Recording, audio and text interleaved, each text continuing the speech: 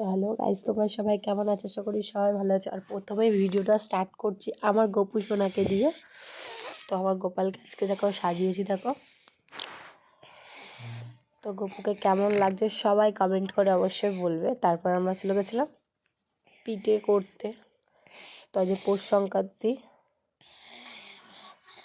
আর এই দেখো সবে। তো আমরা প্রথমে রসমালাই করছিলাম, রসা ভরা পিঠে। তো মাম্মা আর আমি বসে গেছিলাম পিঠে বানাতে। দেখো মাম্মাও খুন্তি নাড়াচ্ছে।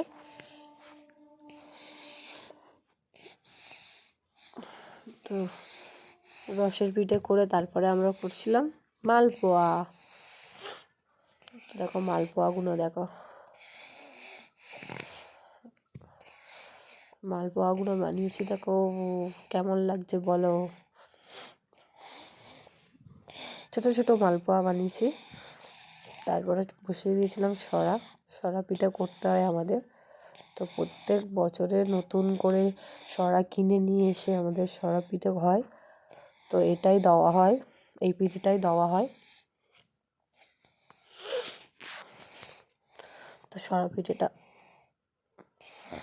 একবার করে তুলে তুলে দেখছিলাম যে হয়েছে কি না।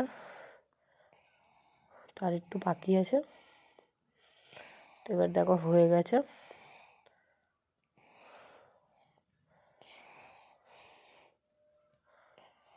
দেখো কত সুন্দর সরা পিঠেটা উঠে যাচ্ছে।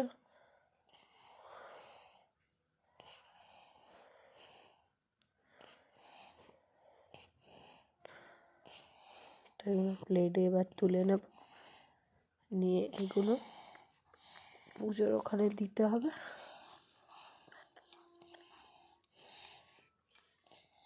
চলো তোমাদের সাথেও শেয়ার করবো, পিঠেগুলো তুলে নিই। তারপরে তো এবার দেখো সরু চুকলিটা, লাস্টে সরু চুকলি পিঠেটা করলাম। আর তারপরে আমরা ওখানে পুজোর ওখানে দিয়ে দেব। তো এখানে পিঠেগুলো কমপ্লিট হয়ে গেছে, আমাদের পুজোও কমপ্লিট হয়ে গেছে। আর দেখো আমাদের গোপালের আর একটা ভিডিও তোমাদের সাথে শেয়ার করে দিলাম।